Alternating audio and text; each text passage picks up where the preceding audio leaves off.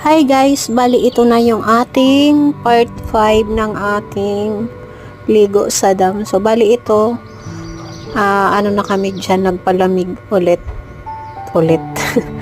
May baon kasi kaming ice candy guys. So ayan, kinain na namin kasi matutunaw.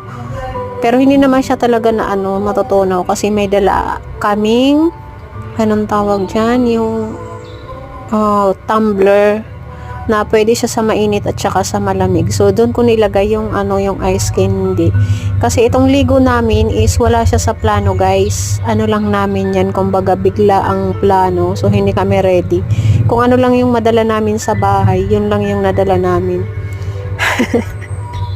So yun guys, so yun may bayong kaming diyan, chichirya, tapos tinapay, ice candy, tapos tubig.